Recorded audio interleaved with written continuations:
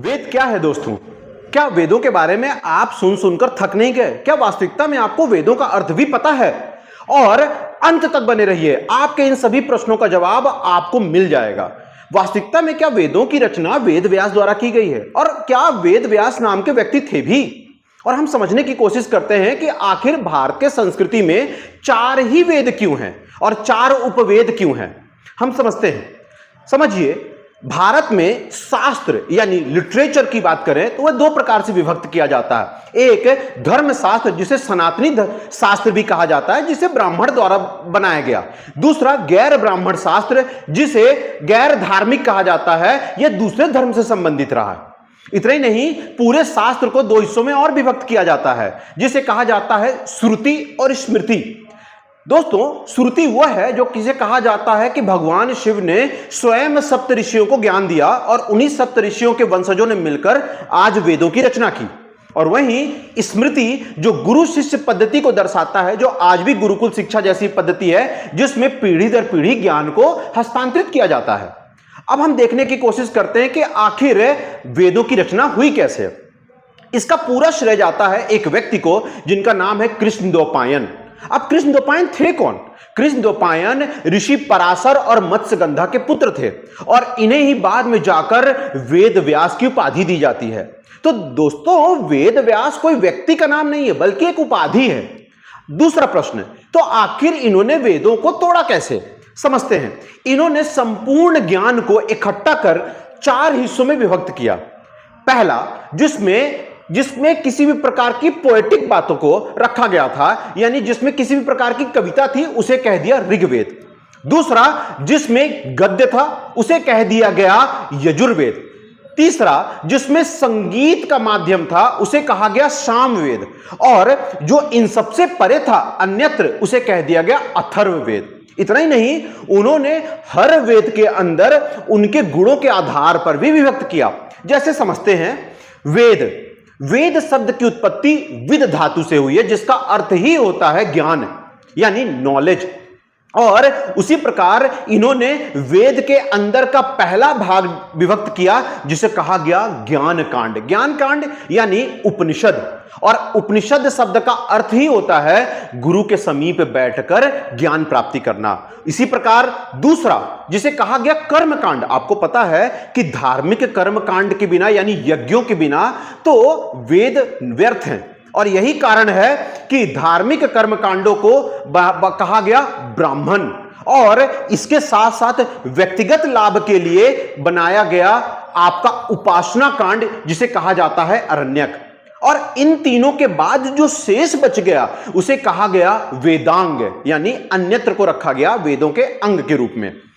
अब हम समझते हैं एक एक करके कि चारों वेद आखिर उनमें कौन कौन से गुण हैं। पहला, ऋग्वेद, जिसे कर्म कांड का बुक कहा जाता है, यानी बुक ऑफ रिचुअल्स, जिसमें इसे 2 लोगों के मत के कारण 2 हिस्सों में विभक्त किया जाता है। पहला, 10 मंडल। 10 मंडल का अर्थ होता है 10 पुस्तकों का संकलन, यानी 10 भागों का संकलन कहा जा सकता है, जिसे 85 अनुवाक यानी उप अध्यायों में विभक्त किया गया। और इन्हीं 85 अनुवाकों को बाद में 1028 सूक्त और 10,600 श्लोकों में विभक्त किया गया। वहीं इसकी दूसरी शाखा की बात करें, जिसे कहा गया अष्टकर्म, जिसे अष्टकर्म में 64 अध्याय और 2006 श्लोक में विभक्त किया गया। अब हम समझते हैं कि ऋग्वेद के 10 मंडल में कुछ प्रमुख मंडलों के बारे में। जैसे पहले मंडल की रचना कई सारे ऋषि मुनियों ने मिलकर की, जिसमें इंद्र, वायु और अग्नि जैसे देवों का वर्णन मिलता है। तीसरे मंडल में हमें सूर्य भगवान की पूजा यानी गायत्री मंत्र मिलता है, जिसे ऋषि विश्वामित्र द्वारा बनाया गया।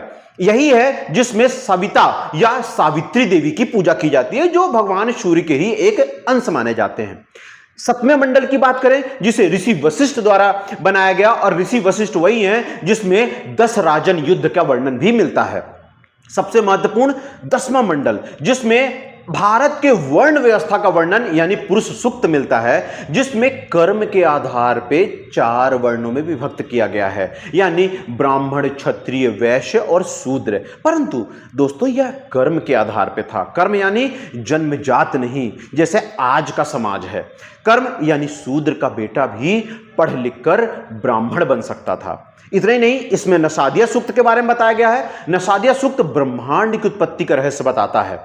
अब आते हैं इसके उपवेद में। ऋग्वेद का एक उपवेद भी हुआ है जिसे आयुर्वेद कहा जाता है, और जिसकी रचना स्वयं कहा जाता है ब्रह्मा और ऋषि धन्वंतरी द्वारा किया गया, जिसमें 99 प्रकार की बीमारियों का इलाज बताया गया है। और दोस्तों जानकर बहुत रोचक होगा कि आज कैंसर जैसी इलाज का भी, बीमारी का भी इलाज ऋग्वेद में मेंशन था।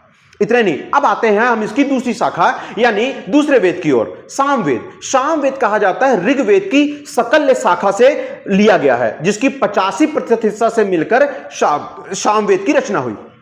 सामवेद को बुक ऑफ चैंटिंग कहा जाता है या बुक ऑफ म्यूजिक भी कहा जाता है। इसका अर्थ होता है संगीत का पुस्तक, और यही कारण है कि सामवेद के कारण ही भारत का शास्त्रीय संगीत का उत्पत्ति माना जाता है। इतना ही नहीं, इसमें 3 शब्दों पर अत्यधिक जोर दिया गया, नृत्य, नृत्य और भाव। नृत्य यानी हल्का सा भी मूवमेंट नृत्य कहलाता है, और अगर शरीर के 3 हिस्सों को त्रिभंग स्टाइल में मोड़ दिया जाए तो इसे नृत्य कहा जाता है। और दोस्तों बिना भाव के नृत्य तो ऐसा हो गया कि बिना जल के मछली, यानी भाव होना चाहिए, और ये 3 जब मिलते हैं तो संगीत और नृत्य का संगम देखने को मिलता है।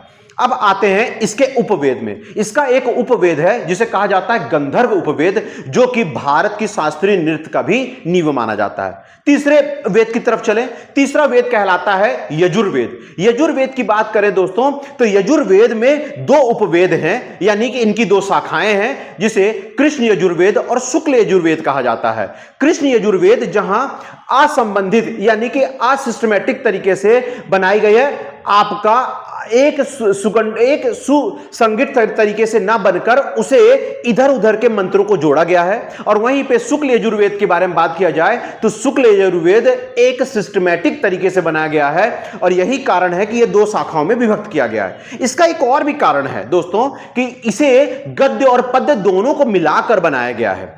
और इसके उपवेद की अगर हम बात करते हैं यजुर्वेद के, तो आपको पता होना चाहिए धनुरुपवेद इसका उपवेद रहा है, जिसको कहा जाता है कि ऋषि विश्वामित्र द्वारा बनाया गया है। अब आते हैं भारत के अंतिम वेद यानी अथर्ववेद के बारे में। यह बुक ऑफ मैजिक्स भी कही जाती है, यानी तंत्र मंत्र की बुक भी कही जाती है। इसमें गूढ़ तत्वों को दिखाया गया, यानी इsoteric मंत्रों के बारे में जानकारी प्राप्त होती है, और इसमें इसके अलावा कई सारे बीमारियों का इलाज भी मिलता है। अगर हम बात करते हैं तो अथर्ववेद के उपवेद के रूप में हम शिल्प उपवेद को देखते हैं, और इनको गाने वालों को ब्राह्मण कहा जाता है।